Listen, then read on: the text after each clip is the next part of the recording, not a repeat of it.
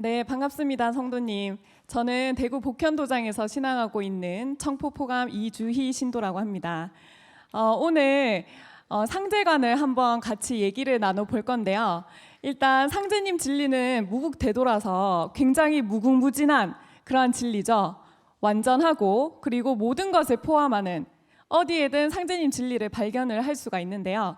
그러한 무궁무진한 팔관법을 저희가 이제 제1법부터 살펴보도록 하겠습니다. 상제님 진리가 없는 곳이 없지만 그래도 상제님 진리를 체계적으로 보려면 8가지 눈을 떠야 돼요. 그것이 바로 팔관법이죠.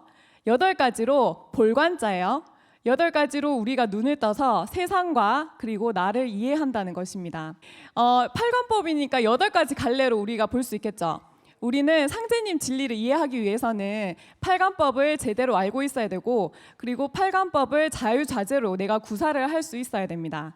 그래서 그 안에 상제님의 어떤 마음, 상제님이 어떤 분이신지, 상제님께서 무엇을 하시는 분이신지가 다 담겨 있는 거예요.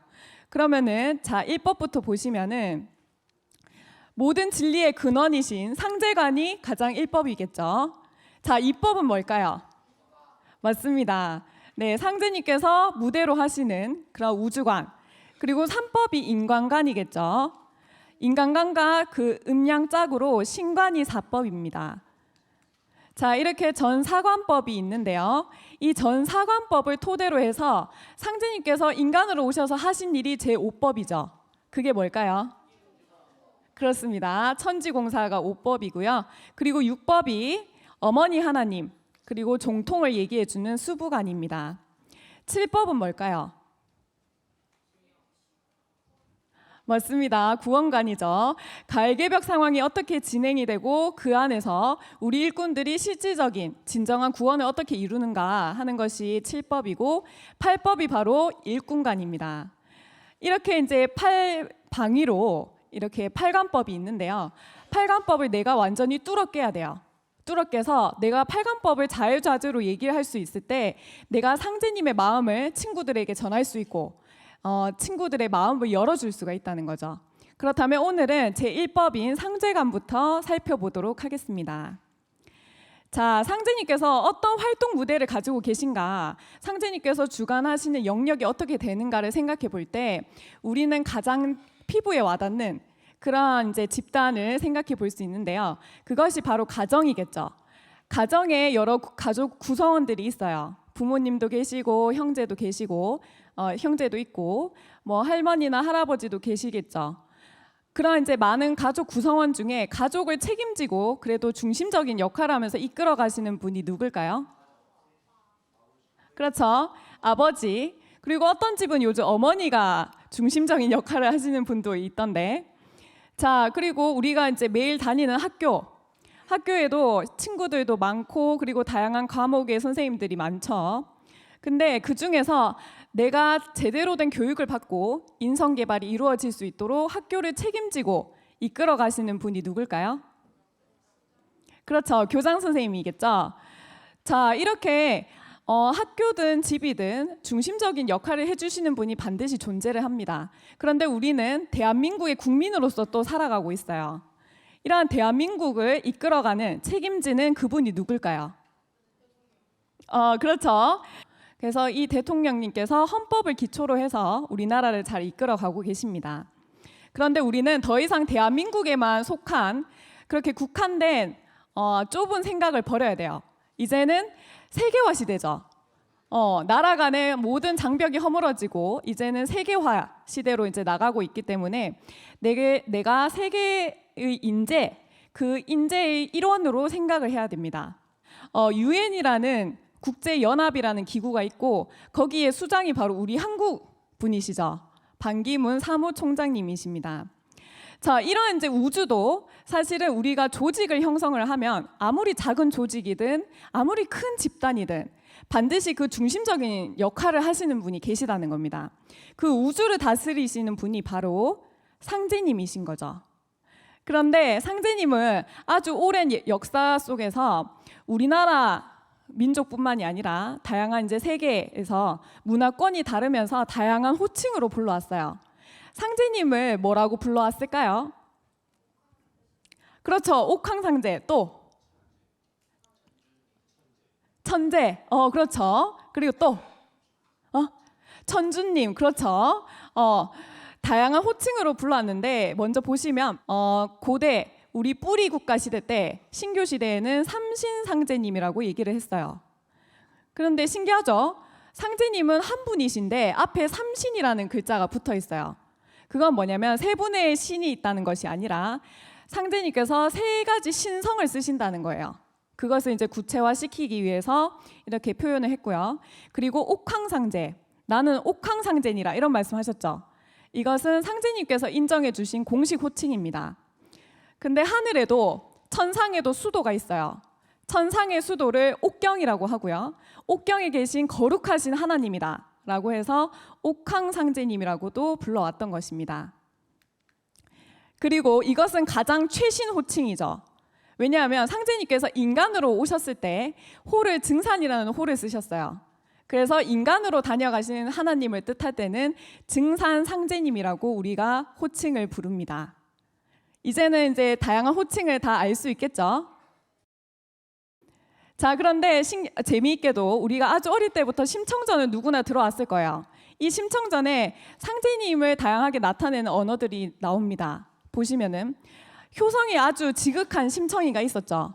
그래서 아버지의 눈을 뜨게 이제 해드리려고 목숨까지 바치는 상황을 이제 연출을 하게 되는데,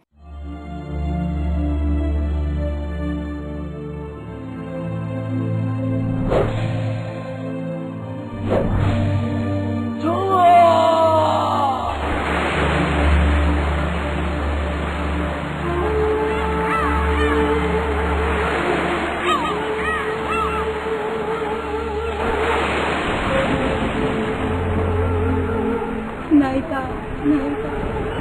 상제님 전에 나이다. 심청이 죽는 일을 시골하고 싶지 아니하고 정든 아버지 나는 상전했으냐고 이 지붕을 영천은 강도하다 어두운 나비 눈을 밝게 비어 주옵소서.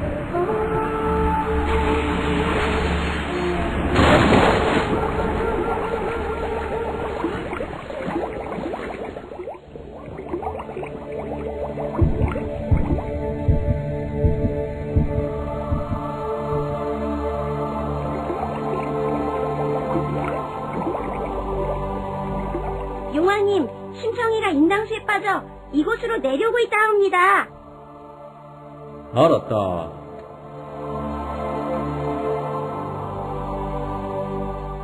용왕은 듣거라. 예, 상제님. 망고 효성 심청이가 애비 병을 고치려고 인당수에 빠졌으니 너희들이 구해내되 물 한 점 안 묻게 곱게 모셔라. 예, 상제님의 명을 받들어 꼭 그렇게 하겠나이다.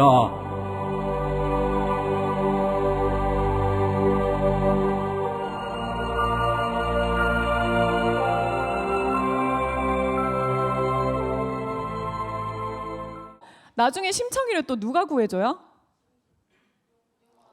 용왕이 구해주죠. 근데 신기하게도 용왕에게 이제 명을 내리신 분이 옥황상제님이라고 나옵니다. 여기 뭐라고 돼 있냐면 옥황상제께서 인당수 용왕과 사이 용왕에게 일일이 명을 내리셨다. 내일 심청이가 그곳에 갈 것이니 물 한 점 묻지 않게 할 것이며 만일 모시기를 실수하면 천벌을 주고 파문을 내릴 것이다.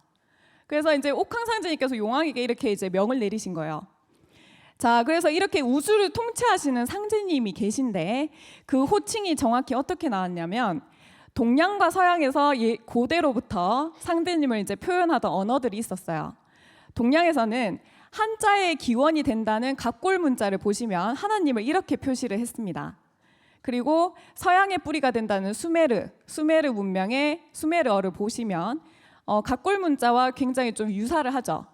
근데 이것은 무엇을 나타내냐면 전방위, 그러니까 우주의 모든 곳에 가장 중심에 계신 분이다라고 해서 상제님을 이렇게 표시를 해왔던 겁니다. 그런데 이것이 한자의 제자, 하나님 제자로 발전을 했고 그 앞에 윗상자가 붙으면서 최상의, 그 이상이 없는 가장 높은 곳에 계신 하나님이라는 뜻에서 상제님이라고 이제 불러왔던 겁니다. 자, 이 상제님이 우리 애국가에도 나와요. 현재 애국가를 보시면 동해물과 백두산이 마르고 닳도록. 자, 동해의 바다가 전부 다 마르고 백두산이 다 따르려면 얼마나 걸릴까요? 이거는 이제 셀 수 없겠죠. 그러니까 이건 뭐냐면 영원토록 이런 뜻이에요. 영원토록 하느님이 보호하사 우리나라 만세. 그러니까 하느님께서 우리나라를 지켜주시고 도와주시옵소서 이런 뜻이죠. 그런데 이제 애국가, 초기 애국가, 대한제국 때 초기 애국가를 보시면은 상제라는 표현이 분명하게 나오고 있습니다. 그래서 상제는 우리 황제를 도우소서. 천상에 계신 상제님께서 명을 내리셔서 우리나라를 맡고 계신 우리나라의 황제를 도와주십시오. 이렇게 얘기하고 있는 겁니다. 그리고 상제는 우리나라를 도우소서 영원 무궁토록. 애국가를 보더라도 상제님을 잘 모셔왔던 우리 민족의 그런 문화를 알 수가 있습니다. 그리고 상제님을 또 모셨죠. 우리는 실질적으로 모셨는데 황국의 정통을 이어서 우리가 백두산으로 환웅이 이제 오십니다. 백두산은 털을 잡고 바로 이제 환족과 웅족의 결합으로 배달국이 생기죠. 배달 민족이 이제 태어나는데 백두산에 털을 잡으시고 신의 도시를 건설하셨어요. 신시를 만들었다. 그럼 우리는 신의 도시를 건설한 민족입니다. 그렇게 이제 했는데 거기 이제 그 배달국의 문화를 보시면 총묘단이라고 해서 무덤, 신전, 제단 이 3요소가 모두 출토가 되는 유일한 문명입니다. 그것이 이제 배달국의 홍사 문화인데요. 보시면 이렇게 원형으로 된 것도 있고 방형으로 된 것도 있습니다. 그러니까 홍사 문화를 보시면 우리나라는 하늘의 정신 그리고 땅의 정신을 상징적으로 우리의 문화에 이제 적용을 했던 거예요. 그래서 우리는 우주의 원리를 깨우치고 있었고 그것을 제단을 만들 때나 무덤을 만들 때나 적용을 했다는 겁니다. 이것이 이제 다른 제단을 보더라도 나오는데 백두산과 한라산, 백두산이 이제 한반도의 제일 끝이죠. 그리고 한반도의 제일 끝 또 뭐가 있어요? 한라산이 있죠. 제주도에. 근데 그 정중앙이 바로 강화도 마리산입니다. 그 정중앙에 있는 강화도 마리산에 가보시면 꼭대기에 제단이 쌓여져 있어요. 제단이 있는데 이것은 뭐냐면 고조선 때 초대 단군왕건께서 그때는 전 세계적으로 홍수가 있었어요. 그래서 그 홍수를 다스리시고 상제님께 감사의 기도를 올리기 위해서 이렇게 이제 제단을 쌓으셨습니다. 이 제단도 보시면은 원형과 방형이 섞여 있죠. 조화를 이루고 있는데 이것이 바로 천왕지방. 하늘은 둥글고 원만하고 땅은 방정하다. 이것을 그대로 적용을 시켰던 겁니다. 그리고 또 있어요. 제단이 우리나라에 태백산을 가보시면 태백산에도 꼭대기에 이렇게 제단이 있습니다. 그래서 나라의 대소사나 그리고 상제님께 제를 지내면서 그렇게 신교 가르침을 내려받았던 그러한 이제 제단 제천 문화가 우리가 이제 아직도 볼 수가 있습니다. 조선 말에 고종 황제께서 우리는 사만의 정신을 회복해야 된다라고 해서 대한제국이라는 국호를 선언을 하시고 제단을 다시 이제 만드셨습니다. 왼쪽에 보이는 게 황궁우인데요. 오른쪽에 이제 원구단이 있었는데 원구단은 일제시대 때 조선 호텔이 이제 들어서게 돼요. 그래서 지금은 볼 수가 없지만 황궁우가 아직도 남아 있습니다. 그런데 그 황궁우 안에 어떤 위패가 모셔져 있냐면 놀랍게도 황천상제라고 해서 상제님 위패가 모셔져 있는데 자, 그렇게 해서 우리가 이제 문명 개척단을 파견을 해서 전 세계적으로 제천 문화가 전수가 됐는데요. 가장 가까운 곳인 중국만 가보시더라도 태산에 옥황정이라고 있습니다. 태산 꼭대기에 옥황정이라고 해서 이제 제를 지냈어요. 진시황이나 한나라 그 유방 같은 사람들은 전쟁에 나가기 전이나 나라의 대소사가 있을 때 태산에 올라서 제를 지냈다고 얘기를 합니다. 그리고 북경에 가보시면 아까 홍사문화에서 봤던 3층으로 된 원형의 제단이 아주 흡사한 모습으로 이제 볼 수가 있습니다. 아주 이제 비슷하죠. 그리고 저 서양 끝, 서양에 이제 뿌리가 된다는 수메르도 가보시면은 지구라시라는 게 있어요. 그런데 우리나라는 제단을 쌓을 때 산 꼭대기에 쌓았단 말이에요. 산 꼭대기에 쌓아서 하늘과 가장 가까운 곳에 제단을 쌓았었는데 서양에 가보니까 어때요? 사막 문화죠. 산이 없어요. 그래서 거기서는 인공산을 쌓게 됩니다. 인공산을 쌓고 가장 위에 이제 제단을 쌓는 형태로 건축을 하게 됩니다. 그래서 마운틴 오브 가드라고 얘기를 하죠. 신의 산이다. 그런데 이렇게 이제 원형으로 된 지구рат도 있고요. 그리고 여러분들이 잘 알고 있는 이집트의 피라미드. 피라미드 용도 뭘로 알고 있어요? 그렇죠. 무덤으로 알고 있는데 원래 초기 피라미드 보시면 끝이 평평해요. 그건 뭐냐면 원래 제단으로 쓰였다는 겁니다. 제단으로 쓰이다가 나중에 왕의 무덤으로 용도가 바뀌면서 끝이 뾰족해지게 됩니다. 그래서 피라미드도 원래는 제단으로 쓰였다고 알 수 있죠. 그리고 인디아 문화를 이제 살펴보시면 원형으로 된 제단도 있고 방형으로 된 제단도 있습니다. 그러니까 세계 곳곳에서 상제님을 모시던 그런 어떤 제천 문화의 흔적들을 우리는 너무나도 쉽게 접할 수가 있습니다. 그렇다면 이 우주를 통치하시는 그 한 분, 상제님에 대해서 우리가 제대로 알고 있느냐, 그것을 한번 살펴봐야 될 텐데요. 자, 그래서 우리는 상제님을 바르게 아는 것, 상제님을 바르게 인식하는 것이 매우 중요합니다. 근데 그 첫 출발이 뭐냐면 바로 상제님과 이법의 관계를 내가 눈을 뜨는 거예요. 이법이라는 건 뭐냐면 이치, 그리고 도라고도 얘기를 합니다. 서양에서는 프린시플이라고 하는데 이것은 우주의 정신이에요. 이 우주가 그냥 존재하는 것이 아니라 뭔가가 원리가 있다는 겁니다. 우주가 돌아가는 원리. 그것이 바로 이제 우주의 정신인데 상제님께서 바로 이 이법을 맡아서 다스리시는 겁니다. 그래서 우리는 이제 상제님께서 주재하신다 이런 표현을 쓰죠. 그것이 뭐냐면 상제님께서 독단적으로 마음에 들면 만들고 마음에 안 들면 파괴시키고 이런 이제 독선적인 그런 신이 아니라 우주에 존재하고 있는 정신, 우주의 원리를 맡아서 다스린다는 겁니다. 공자석가 예수는 내가 쓰기 위해 내려보냈다 이런 말씀하셨습니다. 그래서 수천 년 동안 사실 인류가 성인의 반열에 올린 그런 어떤 세 분이 바로 공자석가 예수입니다. 수천 년 동안 많은 인간들이 있었지만 그 중에서도 성인으로 추존 받을 만하다 이렇게 인정을 받으셔가지고 인간의 모든 어떤 사상 그리고 인간의 삶에 많은 영향을 주신 세 분인데요. 그 세 분이 사실은 상제님께 명을 받고 내려온 신하라는 거예요. 그래서 명을 받고 인간 세상에 내려오셔서 인간들을 인간답게 만드는 그 역할을 하고 가셨습니다. 근데 이 세 분이 각자 다른 시기에 다른 곳에서 이제 역할을 하셨는데 신기하게도 공통적으로 얘기하는 코드들이 있어요. 그게 뭐냐면 바로 상제님에 관한 것이랑 그리고 상제님께서 앞으로 인간 세상에 개입을 하실 것이다. 이 두 가지를 공통적으로 얘기를 하고 있습니다. 그래서 한번 보시면은 자, 석가모니는 뭐라고 하셨냐면 천상에 도설천이라고 있다. 도설천이라는 곳이 있는데 그곳의 주인을 미륵부처라고 얘기를 한다. 그래서 너희들은 미륵부처의 법에 들어라. 미륵부처의 가르침을 받아라. 이렇게 얘기를 합니다. 석가모니는 이제 석가모니 부처고 나 말고 다른 미륵부처님이 계신다는 것을 얘기를 했던 겁니다.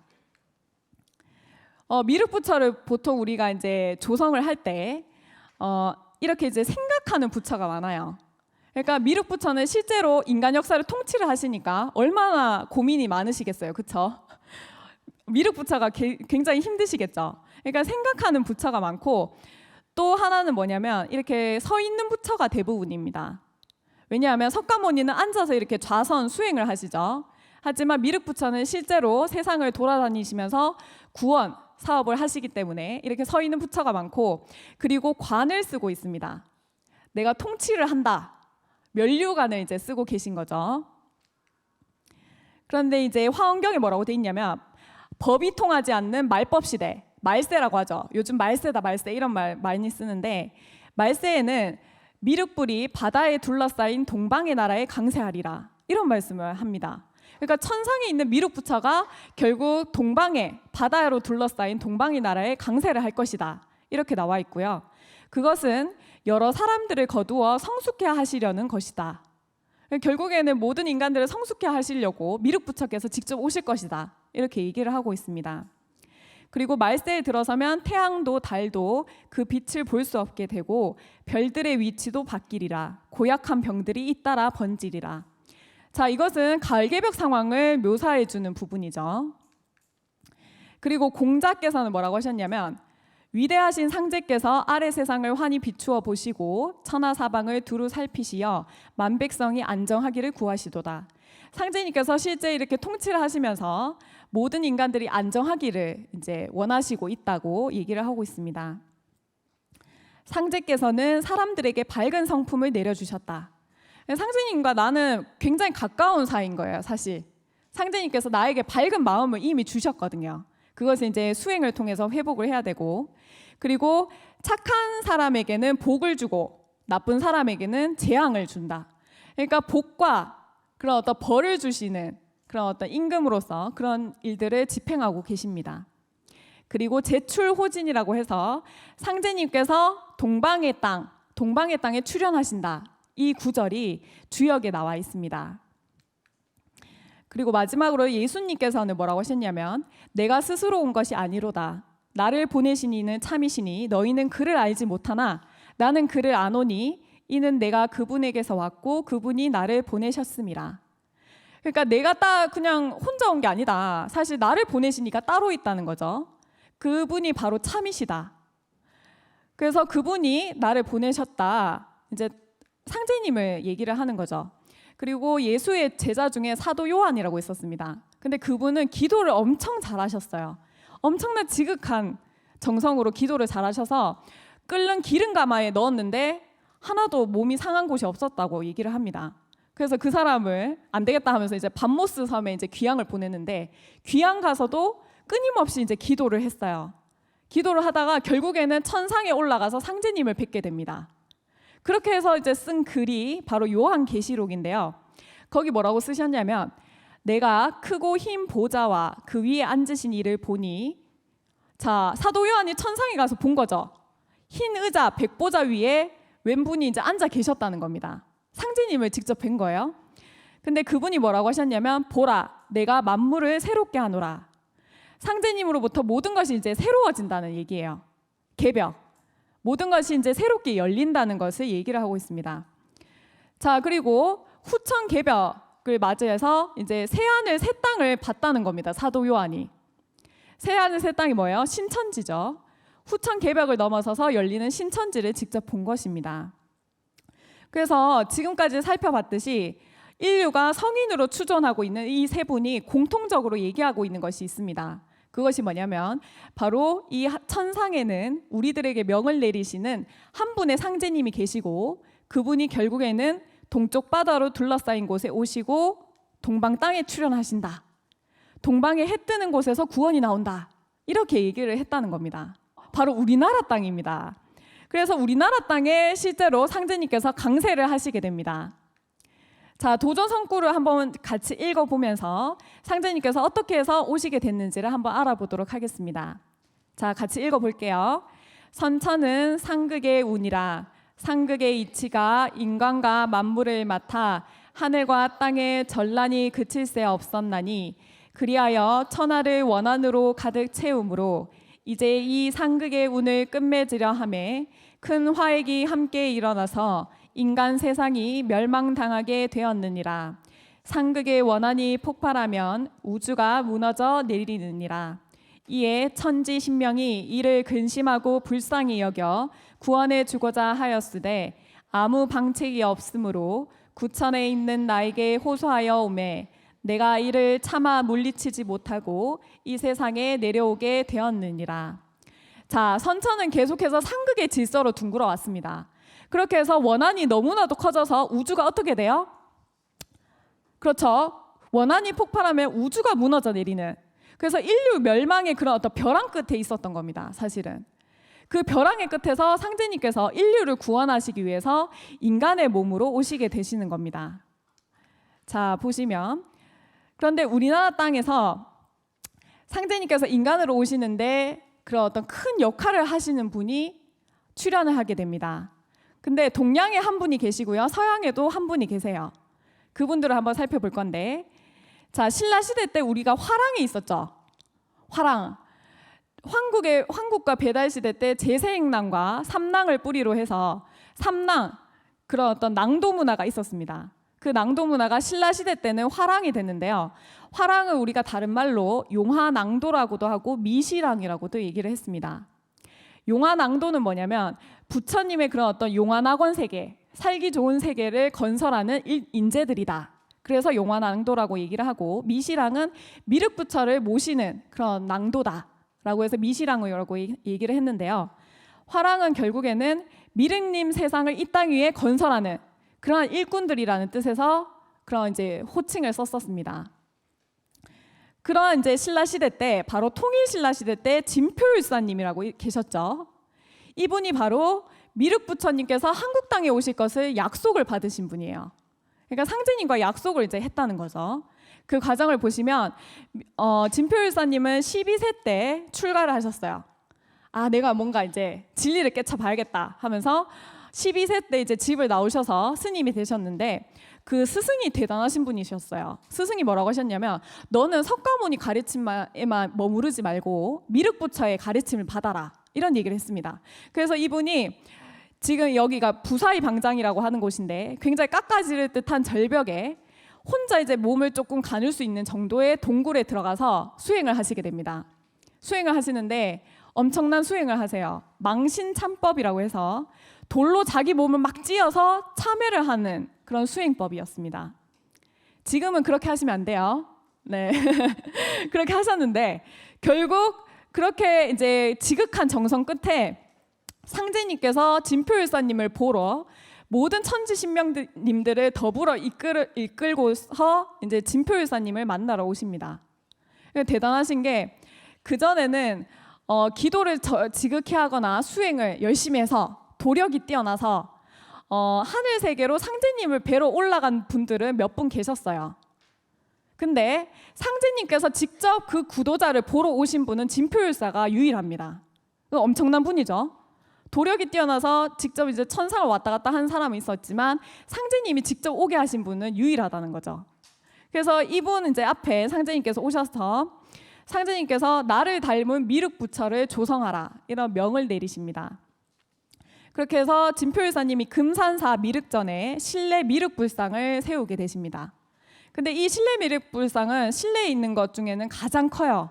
가장 크고, 보통 이제 불상을 세울 때는 밑에 연꽃 모양의 연화대를 세웁니다.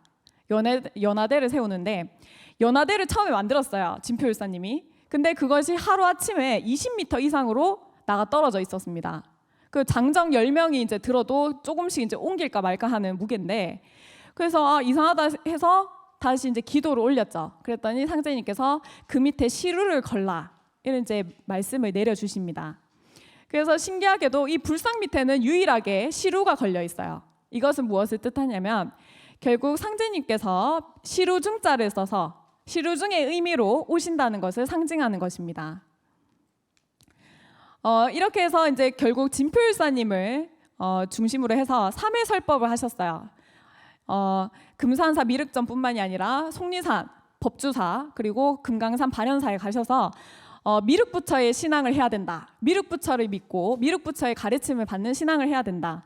이것을 이제 널리 알리시고, 그리고 상제님께서 진표율사님을 보셨을 때, 뵀을 때 그렇게 이제 증표로서 증과간자라는 것을 주셨어요. 그것이 나중에 이어져서 대구 팔공산의 동화사에도 이런 미륵불상이 이제 세워져 있습니다. 동양에서는 상제님께서 인간으로 오시는데 큰 역할을 하신 진표율사님이 계시죠. 그리고 서양에서는 이마두 대성사님이 계십니다. 이마두 대성사님은 공덕이 굉장히 많으신 분이에요. 근데 그 공덕을 음덕으로 이렇게 하셨죠. 그러니까 사람들이 잘 모르게 음미 중에 그 공덕을 끼쳐서 사람들이 잘 모르고 있는데, 사실은 서양과 동양의 경계를 허물어뜨리신 분입니다. 보시면 이마두 대성사님은 이탈리아 그 신부신데, 이분이 이제 중국으로 선교를 하러 오셨어요. 여러 가지 업적이 많지만 가장 큰 업적이 뭐냐면, 바로 서양에서 말하는 가시랑 동양에서 말하는 상제님이 같은 분이시다, 한 분이다, 이것을 알았던 겁니다.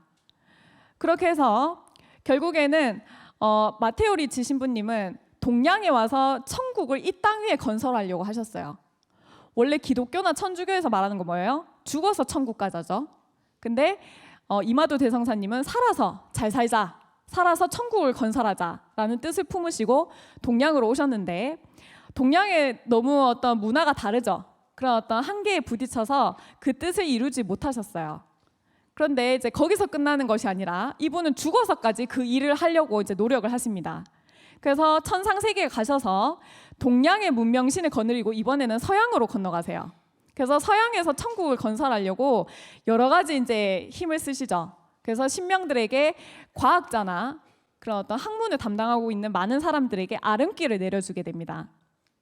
그래서 보시면은 그때는 영감으로 많은 이제 과학적인 업적들을 이루어내게 됩니다. 그래서 대부분의 과학자들이 꿈에서 봤다. 갑자기 이런 생각이 문득 들었다. 이런 얘기들을 많이 합니다.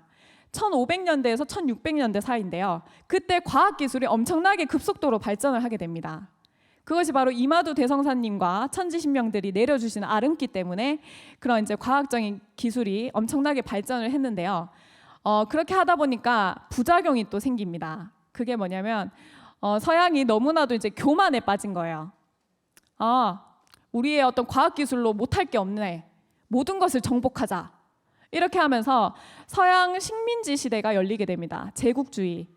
그래서 못 사는 사람들을 핍박을 하고 자연을 정복 대상으로 생각을 하게 됩니다. 그렇게 해서 이제 서양의 어떤 이제 멈추지 않는 그런 이제 폭력이 시작이 되게 되는 거죠. 그래서 결국에는 이마두 대성사님이 거기서 또 그치질 않으세요. 이마두 대성사님은 절대 포기를 모르시는 분이에요. 죽어서까지 이제 노력을 하셨고, 그리고 이 방법이 안 되겠다 싶으면 다른 방법을 또 쓰셨죠. 그래서 결국에는 이마두 대성사님이 모든 천지신명들을 더불고 상제님을 찾아갑니다. 상제님이시여, 당신님이 아니시면 안 됩니다. 당신님의 법으로만 인류를 건져낼 수 있습니다. 라고 해서 상제님을 직접 이제 찾아가서 하소연을 하게 되죠. 저희들의 방법으로는 이제 한계에 도달했습니다. 이렇게 얘기를 하는 겁니다. 그래서 결국 상제님께서는 그런 어떤 정성, 공덕을 인정해 주셔서 먼저 서양의 청계탑에 이제 임어를 하십니다. 성령으로 임어를 하셔서 천하를 이렇게 둘러보세요. 그리고 아까 이제 우리나라 땅에 오실 것을 약속받으신 분이 있으셨죠. 그분이 진표율사님인데 그분의 어떤 약속을 이루어 주시기 위해서 금산사 미륵불상 거기에 30년간 성령으로 임어해 계십니다. 그렇게 이제 계시다가 본격적으로 이제 인간의 모습으로 드러내기 전에 조선의 한 인물에게 명을 내리십니다. 그 인물이 누구냐면 바로 경주 땅에 계신 분이셨죠. 자, 여기 한번 가보신 분 있으세요? 경주 용담정이라고 하는 곳입니다. 근데 여기 가보면은 진짜 여기만 딱 햇살이 비치는 것이 굉장히 수행하기 좋은 그런 곳이다 이런 느낌이 들어요. 근데 이곳에서 구도를 하신 분이 계셨으니 그분이 누구냐면 최수훈 대신사입니다.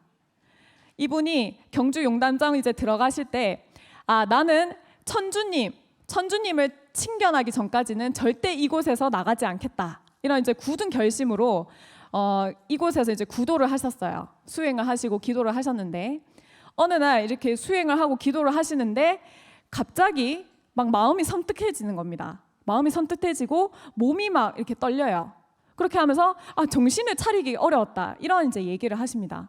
그래서 막 천지가 진동하고 뭐지? 이런 찰나에 갑자기 한 음성이 들려오기 시작합니다. 그 음성이 뭐라고 하셨냐면 두려워 말고 겁내지 말라. 세상 사람들이 나를 상제라 이르거늘 너는 상제를 어찌 모르느냐? 어찌 알지 못하느냐? 이런 음성을 듣게 됩니다. 이 음성의 주인이 누굴까요? 그렇겠죠. 네, 상제님의 음성을 직접 듣게 됩니다. 그래서 천상의 상제님과 질문을 하고 대답을 했다고 해서 이것을 천상문답 사건이라고 얘기를 합니다. 그래서 상제님께서 직접 음성으로 한 조선의 인물을 택하신 거죠. 그래서 그 인물에게 이제 결국에는 내 세상에 오는 것을 알려라. 후천 개벽이 온다는 것을 알려라. 그리고 그 새 세상을 맞이하기 위해서는 시천주 상제님을 모시는 공부를 해야 된다라는 것을 이제 알리라고 명을 내리셨습니다.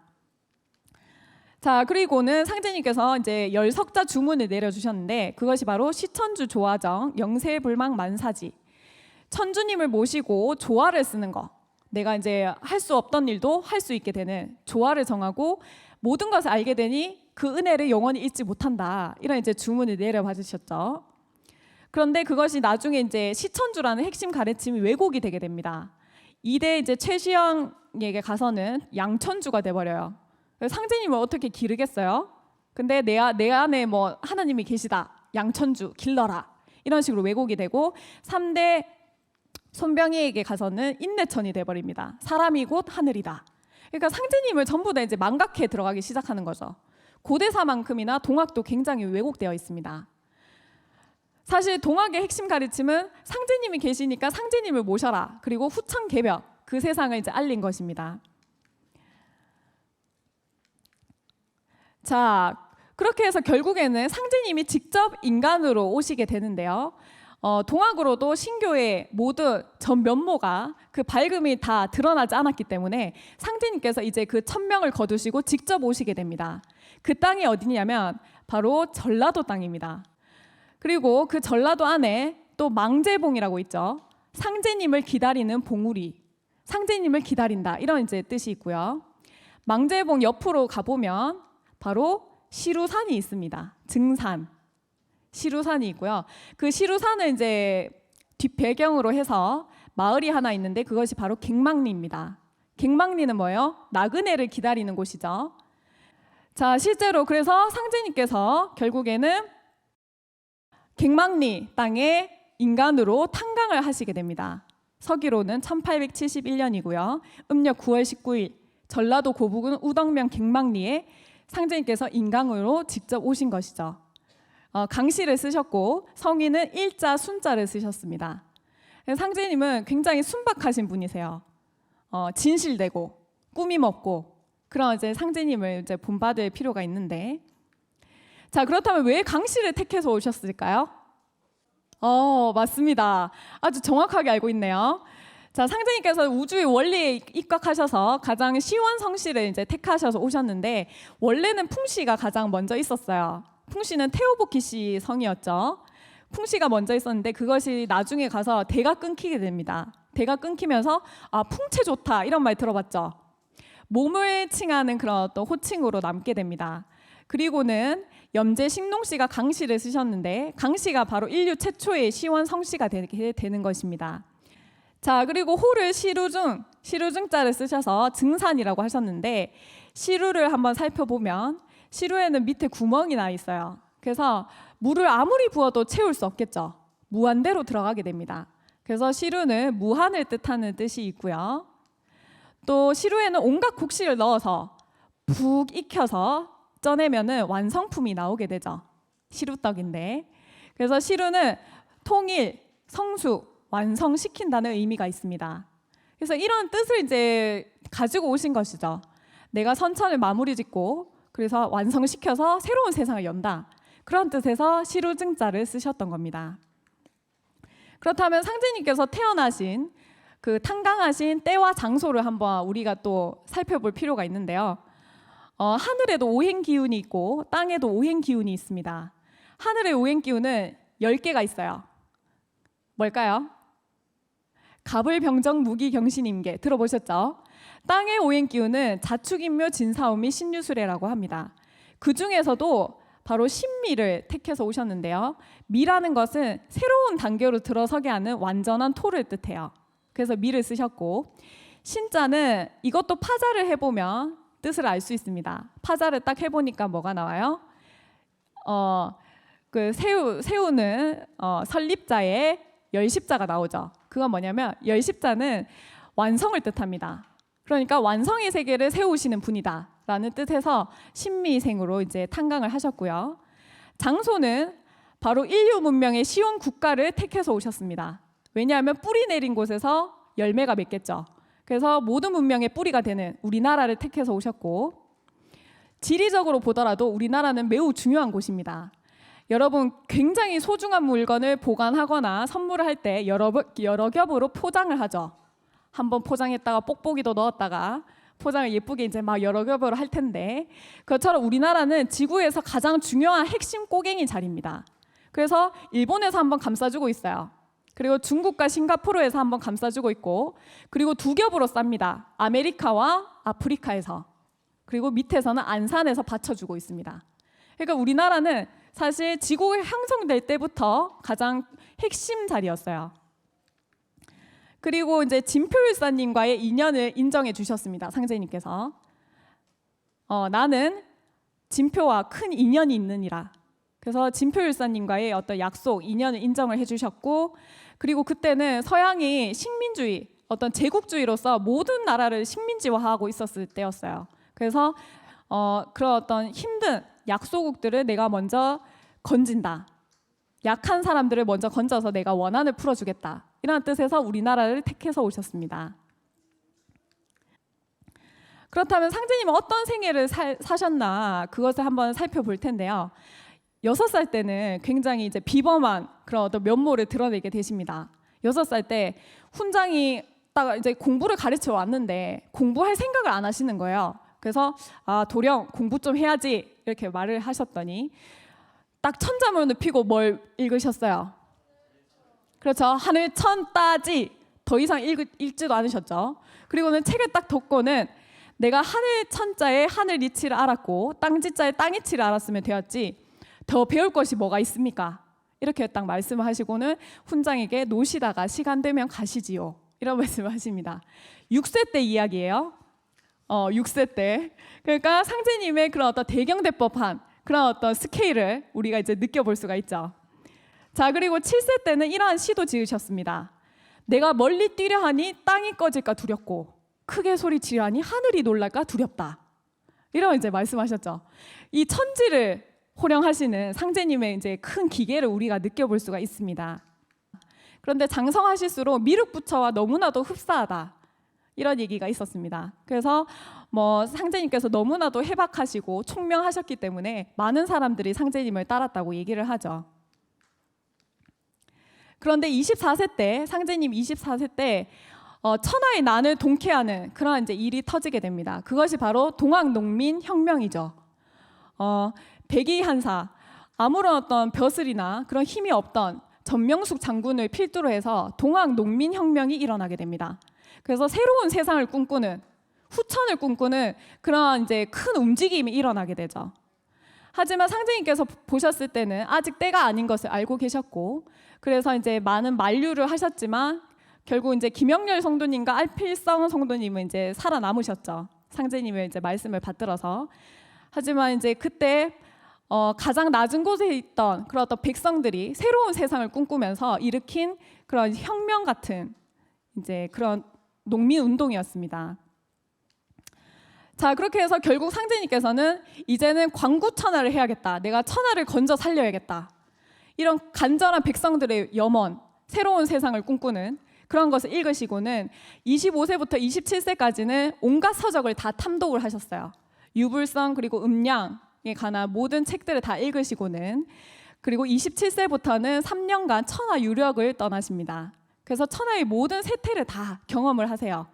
그래서 정치 관리인을 만나면 나랏 일을 의논을 하시고, 그리고 농부를 만나면 농사일을 같이 도와주시고, 그리고 이제 때로는 굶주리시기도 하시고 잘 곳이 없으셔가지고 풀밭에서 누워 주무시기도 하셨습니다. 그렇게 하시면서 천상의 가장 높은 곳에 계셨던 상제님께서 인간으로 오셔서 인간들의 가장 낮은 곳의 삶을 직접 체험을 하시고 그 인간들의 어떤 삶의 고통, 그런 어떤 삶의 애환들을 다 직접 경험을 하셨습니다. 그래서 우리는 상제님의 어떤 이러한 이제 면모를 보면서 진정한 그런 어떤 큰 사랑의 마음을, 상제님의 큰 마음을 느낄 수가 있는 것입니다. 그리고는 천하 유력을 다 끝내시고는 대원사 칠성각에 들어가셔서 이제 새로운 어떤 도통의 경지를 열어주십니다. 그것이 뭐냐면 바로 천지 대신문을 여시는 거예요. 크나큰 어떤 신의 그런 어떤 경계를 트이셔가지고 이런 말씀하셨습니다. 예로부터 하늘을 통한 자도 있었다. 그리고 땅을 통한 자도 있었지만 인간을 통한 자는 없었다. 이런 말씀을 하셨죠. 그러니까 인간들의 마음을 이해하고 인간들의 마음을 읽고 그리고 인간사의 모든 일들을 통한 사람은 없었는데 상제님께서 그 도통의 경지를 열어주셨습니다. 그것이 바로 중통인이라고 하고요. 그래서 상제님께서는 하늘과 땅과 인간 세계를 모두 다스리시는 그런 이제 권능 3개 대권을 이제 쓰셔서 선천 5만 년 그 상극의 역사를 전부 다 정리를 하시면서 새로운 후천 5만 년을 여시는 천지 공사를 보셨습니다. 그래서 내가 이렇게 병든 하늘과 땅이 병들었다고 이제 진단을 하셨어요. 그런 하늘과 땅을 이제 고쳐서 내가 새로운 이제 상생의 세상을 연다 하셔서 천지 신명님들과 그리고 당대의 성도님들, 역사의 재료를 활용을 해서 천지 공사를 보셨습니다. 내가 천지를 개벽한다. 새로운 세상을 연다. 그것이 바로 이제 천지 공사죠. 자, 그렇게 해서 9년 동안 천지 공사를 다 보시고는 상제님께서는 다시 천상의 세계로 돌아가시게 됩니다. 본래 계셨던 천상의 보좌로 이제 돌아가시게 된 것이죠. 자, 상제님께서는 천상 보좌로 돌아가시기 전에 이런 말씀하셨습니다. 다 같이 한 목소리로 한번 읽어보도록 하겠습니다. 너희들이 큰 복을 구하거든 일심으로 나를 믿고 마음을 잘 닦아 돌을 펴는 데 공을 세우고 오직 의로운 마음으로 두 마음을 두지 말고 덕닦기에 힘써 내가 돌아오기를 기다리라. 자, 상제님께서는 여러분에게 의로운 사람으로 정의로운 마음으로 사람을 많이 살리는 공을 세우라고 이미 명을 내려주셨습니다. 우리 개개인에게. 그래서 여러분들이 정말 진리를 깨치고 수행으로 마음을 밝혀서 세상 사람들이 널리 건지시는 그 일을 하시기를 바랍니다. 자, 그리고 이제 그 당대에 이제 성도님을 모셨던 그 성도님들이 있죠. 상제님을 모셨던 성도님들이 계신데 그분의 후손들까지 계속 이어지면서 상제님의 말씀과 행적이 계속해서 증언이 이루어지고 있습니다. 놀랍게도 김구 선생의 자서전인 백범일지에도 상제님에 관한 그 구절이 나와 있어요. 어떤 곳에는 굉장히 정말 신기한 사람, 진인이 나타나서는 바다를 이제 막 그냥 맨발로 걸어서 배를 못 가게 탁 막았다. 이런 일을 내가 들은 적이 있다 하면서 백범일지에 쓰신 겁니다. 상제님의 그런 말씀과 행적을 담은 도전이 이 세상에 드러나게 되었습니다. 이 도전을 통해서 여러분은 상제님과 충분히 가까워질 수 있습니다. 상제님의 어떤 말씀을 하시고 왜 이런 생각으로 이런 행동을 하셨으며 어떤 천지공사를 보셨는지 그것을 내가 내 마음과 내 영혼으로 읽어보고 그것을 느낄 때만이 상제님과 더욱더 가까워지는 그런 이제 일꾼이 되실 수 있을 거라고 믿습니다. 여러분들은 보통 이제 사람이 죽기 전에 가장 중요한 일을 하겠죠. 내가 만약 내일 죽는다면 오늘 가장 중요한 일을 할 텐데요. 상제님께서는 어천하시기 전에 가장 중요한 공사로 초립동의 공사를 보셨습니다. 아주 어린 청소년들에게 상제님께서 씨름을 하셨죠. 씨름하셨는데 결국 3번 다 상제님이 지셨죠. 그건 뭐냐면 청소년들도 나처럼 할 수 있다. 마음만 먹으면 할 수 있다. 그렇게 하시면서 기운을 붙여주신 공사입니다. 그거를 어천하시기 전에 가장 중요한 공사로 보셨는데요. 여러분들도 상제님을 진짜 마음속 깊이 느끼시고 그렇게 하셔서 상제님의 자랑스러운 일꾼으로 거듭나시기를 축원드리겠습니다. 네, 이상으로 마칠게요.